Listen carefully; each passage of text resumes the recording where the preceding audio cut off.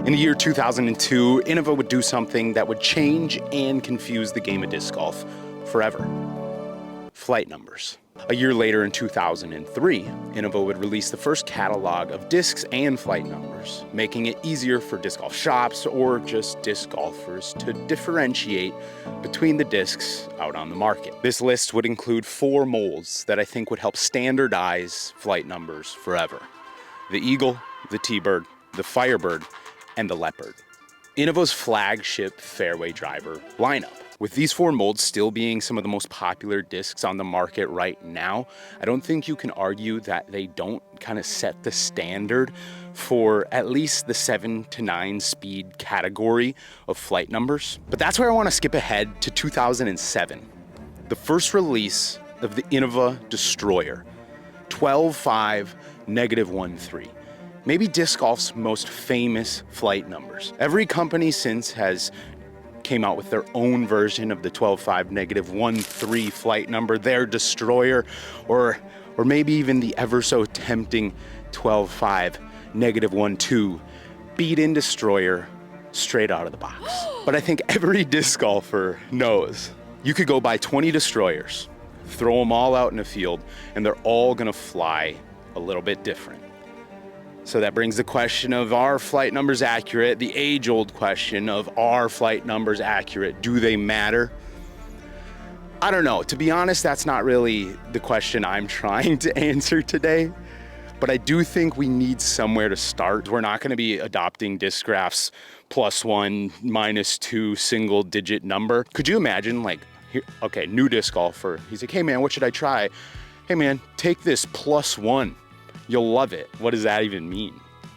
Disc golf has a lot of kind of inaccurate systems if we really think about it. With flight numbers, we're at least able to get a little bit closer to finding that perfect 250 full flight distance driver. And that's what I'm trying to do today. I was recently contacted by Jesse from Trash Panda, and he asked me one simple question. He said, Brad, I need you to pick the flight numbers for the Procyon. So phase 1 of this video is pretty simple. Throw the Procyon up against a bunch of other distance drivers that I think either fly similar or maybe fly different in order to help me narrow down the flight number options, the flight characteristics. We just gotta see it side by side.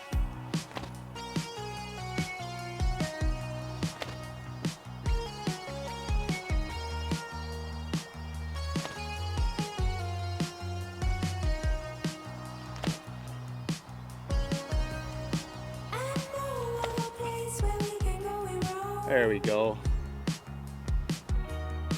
Let's take a long close look where no one else can see. So for phase 1, I obviously wanted to bring out the big dogs. We got the Wraith. Oh wow. Holy, that is a stock brand new Star Wraith. I just bought it. That thing went so far. We got the DD1.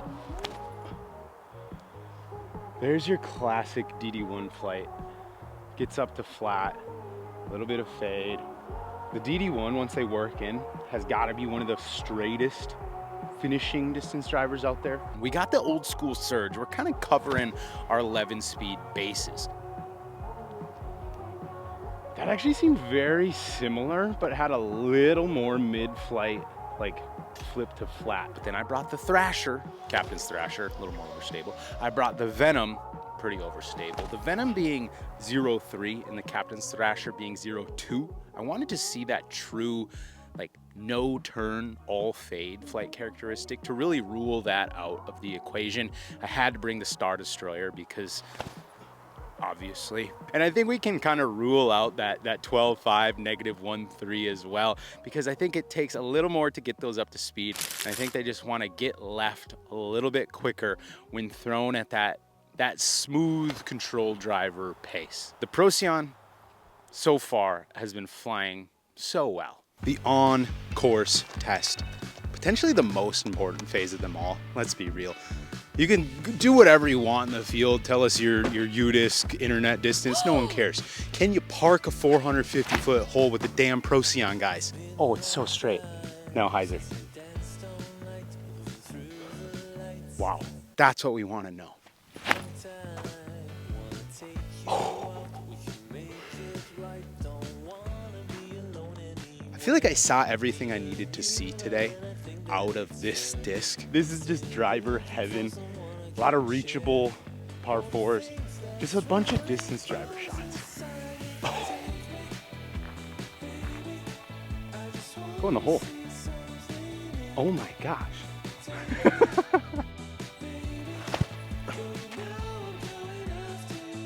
The test for today was kind of just, put myself in a real environment, see if I can hit the lines that I would traditionally be hitting with my distance drivers. And I think the Procyon honestly outperformed itself for a disc that I don't know super well. I have been spending quite a bit of time with it over the last week or so I'm getting to know it.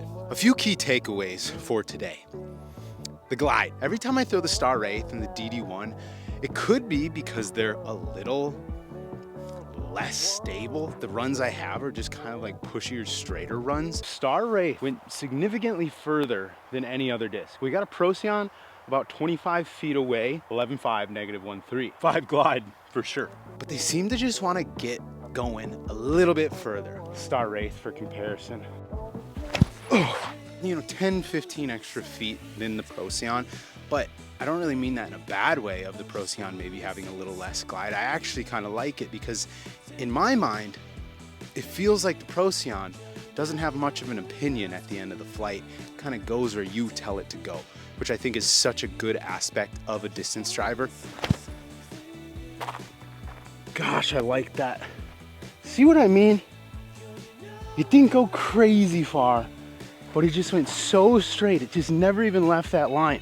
That's a distance driver you can use in the woods. I could throw that 380-foot shot and it flew more like a fairway driver. It's a 12 speed, which is crazy.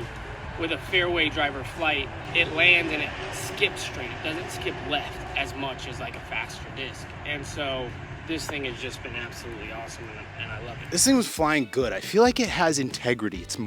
It keeps surprising me with the amount of stability that it has, but also has just a tiny bit of flip up right out of the box. I think once it gets beat in, obviously you're gonna get a little more of that S flight, but right now it's reliable. It has a little bit of flip up to flat, but it is a disc that I think you're gonna have to work in to be that perfect full flight 250 distance drive. For me, that was a bomb. Overall, guys, I think phase number 2 was a great success. I learned a lot about this disc. Heading into phase number 3, where we're really gonna try and nail down the specifics. So originally I thought phase 3 was gonna be pretty simple.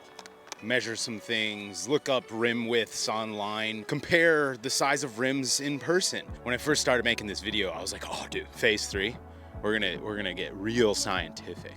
Jesse even sent me this, whatever this is. And then I realized, but Dan's is gonna get nerdy. PDJ's site, they have this having the same rim width as the Destroyer, which is a little faster than a Wraith. And it's not like if it's 2.1 centimeters, it is this speed. There's a little bit of a distribution, 11.4 to 11.5, but I think they're gonna round that up or down one way or the other. Jesse's already nerdy. I tell Blitz to throw these things and like kind of tell me what he thinks, and then I had to cut out half of what he said because it made no sense to me. And watch it be flippy as hell. That's what you say about every disc. It's not flippy as hell. Now that I know I can trust it a little more, I can actually put a little bit of heat on it.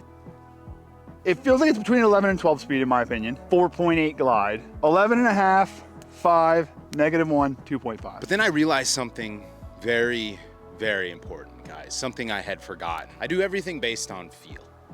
I don't really look at analytics. I just throw the damn disc, and most of the time, I throw it pretty good.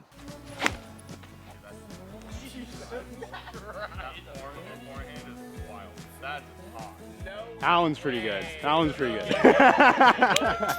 Thanks, guys. There's two types of disc golfers, guys. There's guys who throw based on feel. They do things based on feel. And then there's the people who throw MVP discs. And I would probably classify myself as someone who does everything in disc golf based on feel. I've thrown a disc longer in my life than I haven't. So the idea that I was gonna pick a flight number based on scientific data that maybe backs up my consensus just really made no sense. Guys, when I was in high school, I literally went my junior and senior year with one 3-subject notebook and a pencil that I probably borrowed from one of my friends.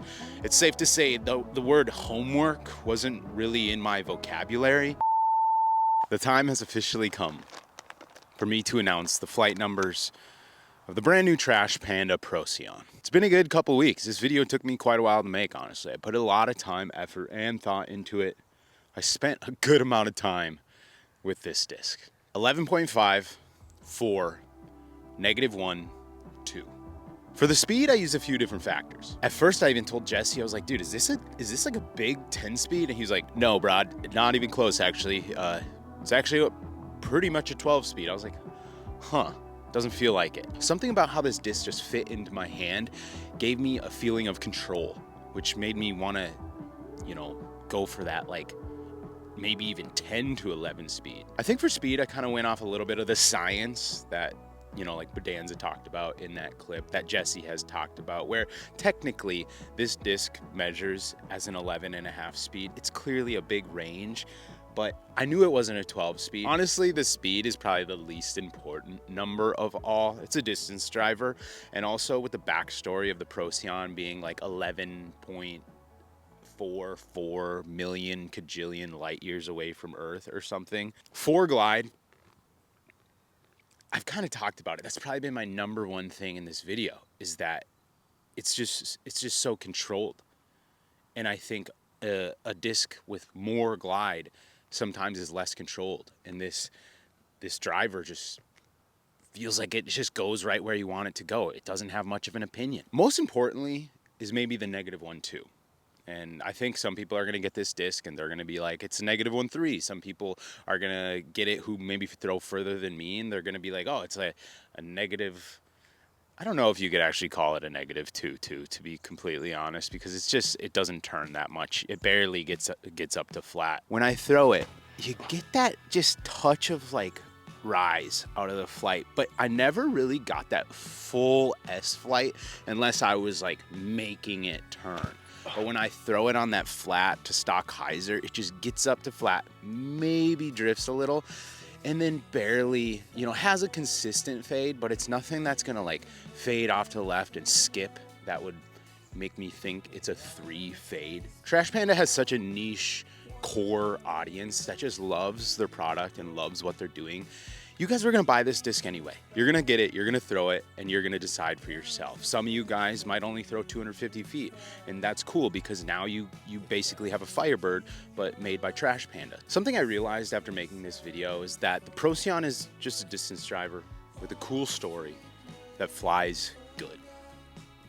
And the only thing that really matters is that you guys are having fun while you're throwing it. Even in that first initial Innova graph, it literally has like a big disclaimer saying, hey guys, this is like just a gauge for you to go off of, but based on the dome of the disc, the flatness, a bunch of other variables that go into discs flights, this might be wrong. We might be a little off, and you kind of just got to use it as a gauge and kind of go from there. And I think that's the same way you can kind of use this video. Use it as a gauge, pick one of these up for yourself, and go from there. Thanks for watching, guys. We'll see you in the next one. Creator of Frisbee Club, The man, motherfuckers. The man, the myth. Feeling pretty good. And right here, I have a frisbee bag. It holds all my frisbees, the ones I like.